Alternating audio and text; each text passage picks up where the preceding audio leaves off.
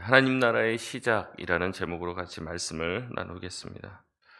오늘 본문에서는 예수님이 계속 그렇게 하셨던 것처럼 하나님 나라에 대해 말씀하시며 특별히 비유를 가지고 말씀을 하십니다. 두 가지 비유를 드시는데요. 31절에서 32절까지는 겨자씨 비유입니다. 그리고 33절은 누룩 비유입니다.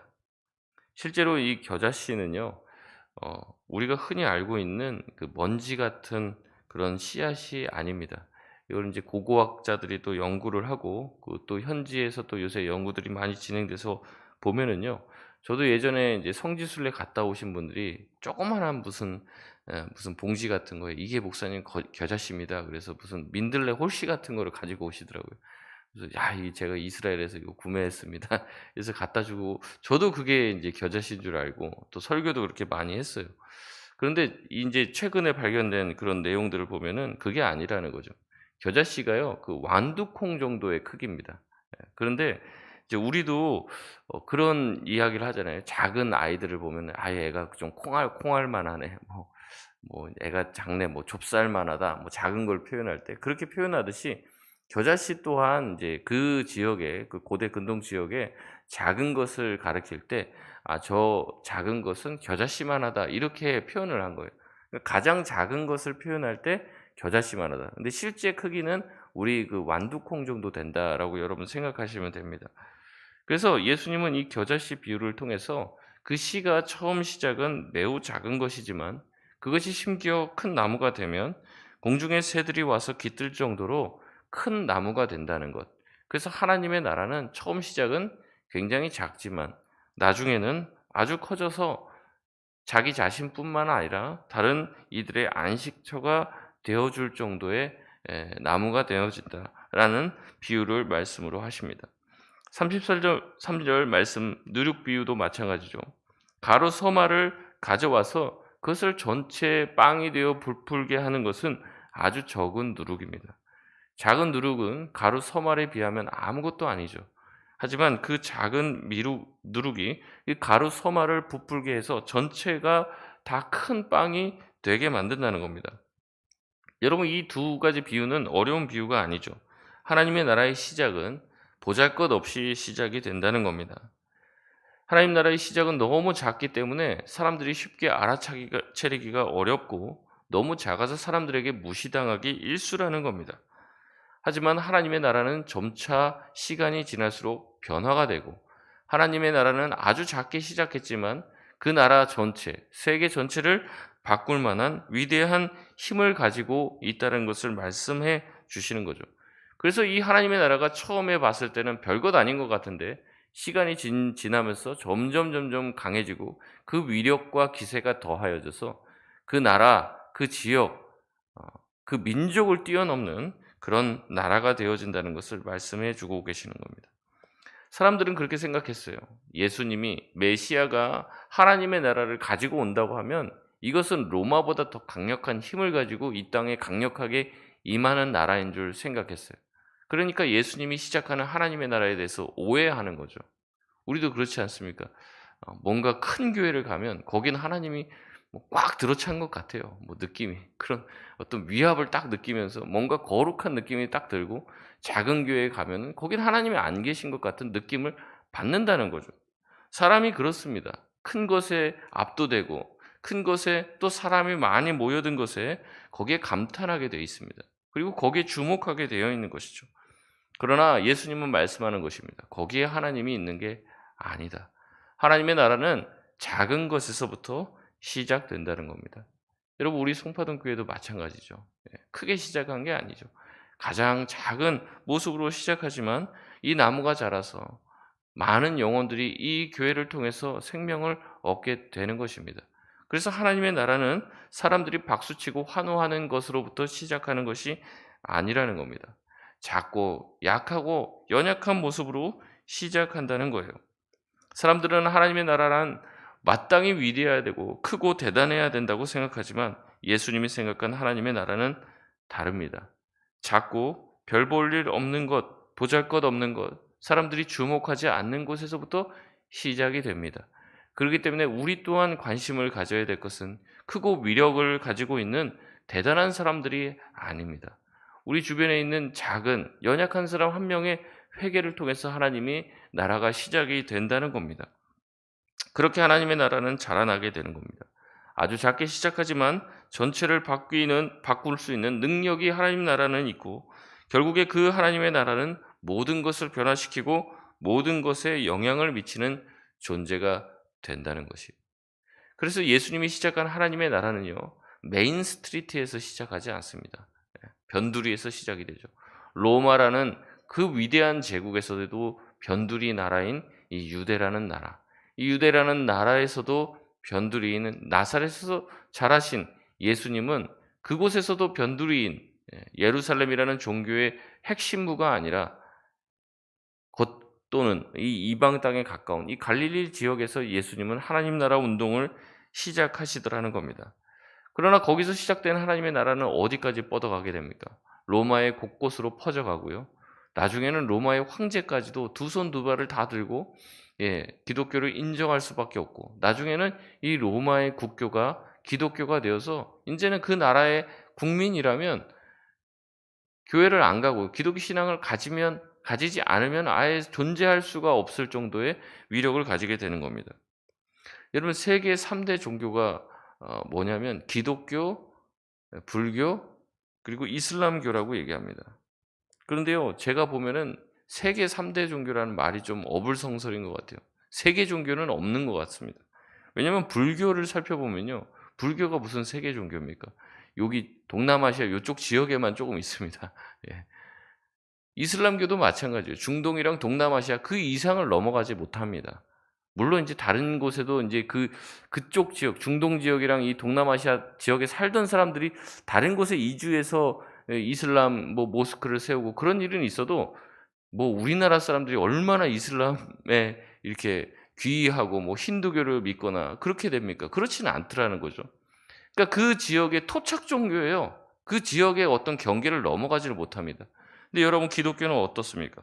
전 세계 어느 곳에나 교회가 다 있어요. 전 세계. 교회가 안 들어간 곳이 없습니다. 심지어 북한에도 지하계 교회가 있고요. 중국에도 삼자 교회가 있지만 그 밑에 또 하나님의 말씀을 붙들고 사는 지하 교회들이 있습니다. 교회가 안 들어가고 기독교의 복음이 안 들어간 곳이 없습니다. 세계 모든 지역에서 강력한 영향력을 미치고 있는, 정말 세계 종교라고 말할 수 있는 유일한 종교는 기독교밖에 없습니다. 왜냐하면 기독교에서 가지고 있는 이 성경의 진리야말로 시대와 지역과 언어와 민족을 뛰어넘는 보편적인 진리를 가지고 있기 때문에 모든 백성들이, 모든 전 세계에 있는 사람들이 결국엔 복음이 들어가게 되면 거기에 교회가 세워지고 거기서 하나님의 나라가 시작이 되는 것이죠.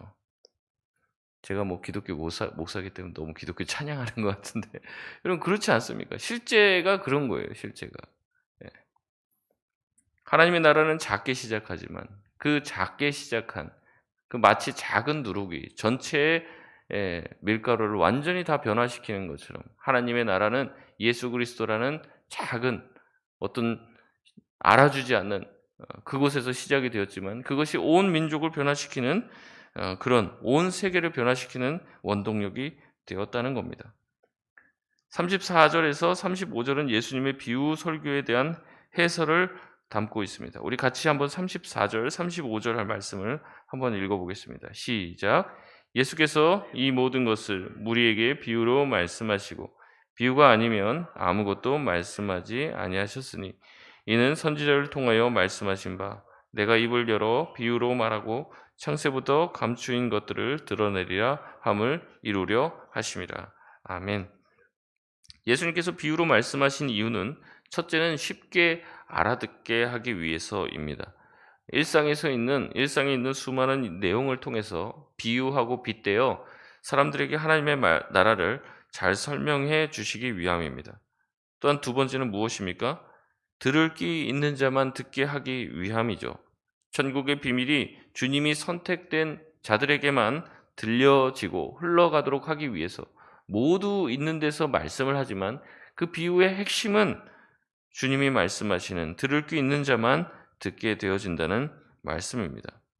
36절부터 43절은 어제 나눴던 알곡과 가라지 비유에 대한 해설입니다. 우리 36절 말씀인데 같이 읽겠습니다. 시작. 이에 예수께서 무리를 떠나사 집에 들어가시니 제자들이 나와 이르되 밭의 가라지 비유를 우리에게 설명하여 주소서. 무리들이 떠납니다. 그리고 제자들이 나옵니다. 예수님은 제자들에게만 이 비유의 풀이를 알려주시죠. 제자들은 무리가 사라지자 예수님에게 가라지 비유를 해석해 달라고, 설명해 달라고 요청을 합니다. 어제도 말씀드렸지만 예수님의 해석이 없으면 비유는 풀 수가 없습니다. 도대체 이게 무엇을 말하는지 어렴풋이는 알 수 있지만 예수님이 어떤 의도를 가지고 누구를 위해서 어떤 사람을 빗대어 말하는지는 알 수 없죠. 그렇기 때문에 예수님의 해설이 필요합니다. 예수님은 말씀하십니다. 37절부터 보면요. 좋은 씨를 뿌리는 이는 인자, 밭은 세상이요 좋은 씨는 천국의 아들들이요 가라지는 악한 자의 아들들이다. 또 가라지를 뿌리는 원수는 마귀이고 추수 때는 세상 끝이며 추수꾼은 천사들이다. 모든 것을 정확하게 1대1로 비유하여 말씀을 하시는 거죠. 그렇기 때문에 어떻게 된다는 겁니까? 세상 끝날에 가라지들은 악한 자의 아들들은 모두 불사르게 된다는 이야기를 하고 있습니다. 이 말씀을 41절에서 42절 말씀에 다시 한번 구체적으로 풀어주시죠. 인자가 천사를 보내어 모든 넘어지게 하는 것들과 불법을 행하는 자들을 거두어내어 풀무불에 반드시 던져놓고 심판하신다는 말씀을 하십니다. 여러분, 풀무불에 그 풀을 거두어 넣으면 어떻게 될까요? 다 타서 사라져 버립니다. 그러나 뭐라고 얘기합니까? 42절 말씀을 보면 울며 이를 갈게 되리라. 던져 넣어서 없어지는 게 아니에요. 평생 거기서, 평생이란 말도 어불성설인데 영원히 그곳에서 울며 이를 갈게 되며 한탄하게 된다는 겁니다. 죽음에 이르는 고통 가운데서도 죽지 못하고 영원히 원망하며 지내게 되는 것이 심판 이후에 불신자들이 거할 처소인 것이죠.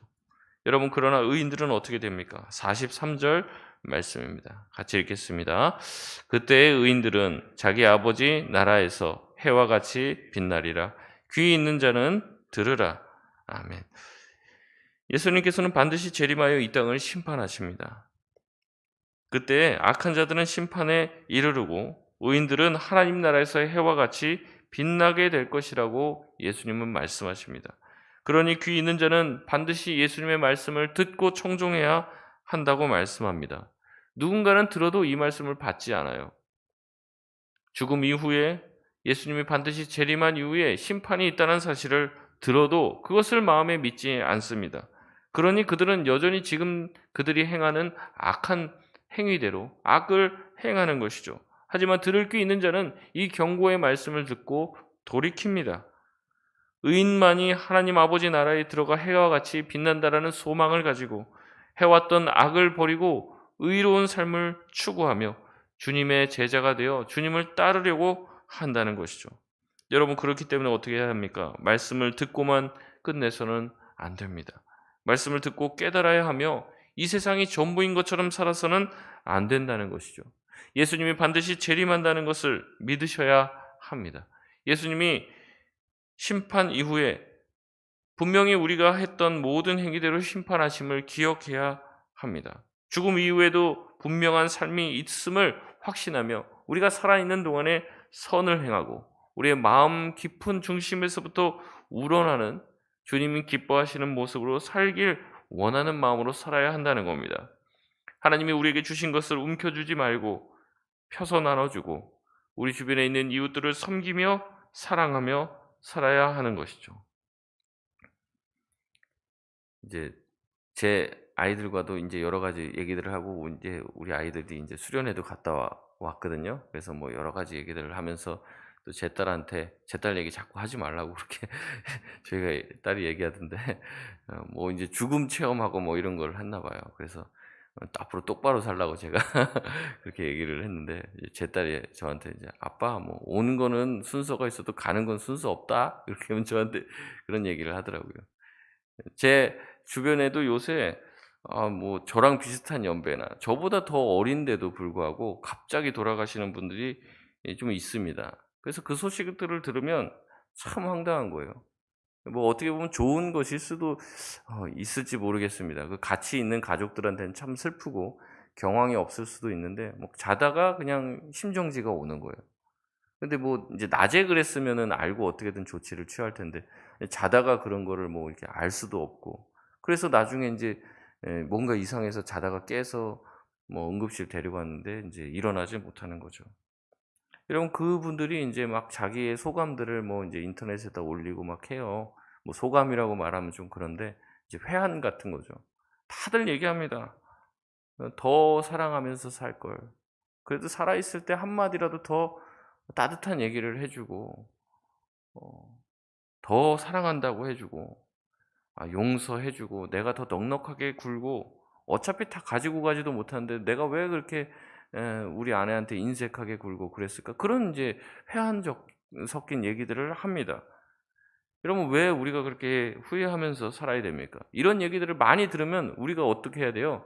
경고로 알아야 되는 거죠. 뭐 좀 그렇습니다. 뭐 제가 팔다리가 멀쩡하다라는 것을요. 팔다리가 없는 장애인들 보면서 감사하게 되더라고요. 그 사람들의 얘기를 들고. 이 제가 눈을 뜨고 앞을 보는 이런 것들이 평소에는 감사한지 모르죠.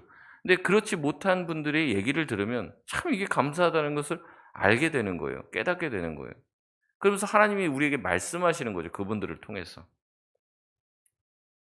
"네 남편, 네 아내가 지금 옆에 있다는 게 얼마나 감사한 줄 모르느냐. 알겠지. 네 자녀가 지금 건강한 것 자체만 해도 얼마나 감사한 것인지 모르느냐." 주님은 계속 말씀을 하시는 거예요.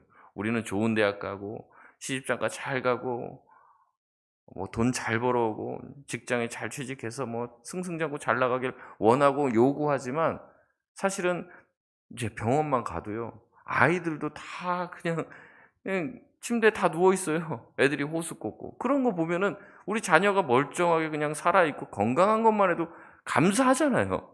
근데 꼭 그걸 봐야지 그때 감사가 인제 찾아오고 네 그렇습니다. 우리가 있을 때 주님께서 우리의 수명을 정해 놓으시고 분명히 우리가 주님 앞에 갈 날이 있다는 것을 기억하면서 끝을 생각하면서 사실 수 있는 저와 여러분이 되시길 바랍니다. 땅에 쌓아 놓고 땅에 더 많은 것들을 어떻게든 쌓아서 자녀들에게 물려줄 생각이 아니라 하늘에 쌓아 놓을 수 있는 마음을 가지시길 바랍니다. 우리가 이 땅에 살면서 사람 눈치 보지 마시길 바랍니다. 우리가 봐야 될 눈치가 있다면 하나님 눈치밖에 없어요. 우리의 마음을 감찰하시는 하나님 눈치 보고 하나님의 시선을 의식하며 살아야 합니다. 모든 것을 아시는 분은 하나님밖에 없습니다. 하나님의 마음에 합한 자로 살아야지 사람들의 눈에 합한 자로 사는 것은 아무 의미가 없습니다. 귀 있는 자는 주님의 말씀을 들을 수 있길 바랍니다. 이 가라지로 상징되는 이 악한 자들은 이 세상이 전부인 것처럼 살아가는 거예요. 그래서 이 세상이 정말 전부가 되어 버렸습니다. 그러나 선을 행하는 의인들은 어떻습니까? 이 다음 생을 위해서 지금 산 거예요. 이 다음 생을 위해서. 그렇기 때문에 이 생이 참 고달프고 어렵고 또한 힘든 일이 있더라도 이들은 반드시 하나님 아버지의 나라에 들어가 해와 같이 빛나게 되리라 말씀을 하십니다. 말씀을 맺겠습니다. 하나님의 나라는 미약하게 시작합니다. 그래서 아무 사람들도 관심이 없고 주목해 보지 않습니다. 그러나 그 마지막은 위대하고 창대하게 될 것이다. 예수님은 말씀하고 계십니다. 지금은 악인이 잘 되는 것처럼 보일지도 몰라요. 하지만 마지막 심판이 임하게 됐을 때 누가 하나님 앞에서 아름답게 인정받게 되는지는 그들의 삶을 통해서 그들의 마음에 품은 생각들을 통해 결정되어지게 된다는 겁니다. 어려움 속에서도 주님을 신뢰하시길 바랍니다. 뭔가 보이지 않는 것 같아도 주님이 살아계심을 믿고 주님을 신뢰하며 꾸준히 의와 선을 행할 수 있으시길 바랍니다. 하나님께서 그것을 다 하나하나 우리는 다 잊어버려도 하나님은 기억하고 계시며 하나님은 반드시 갚아주실 것이라는 것을 믿고 오늘도 선을 행하며 주님 의지하며 살아갈 수 있는 우리 모든 성도들 되시길 주의 이름으로 소원합니다.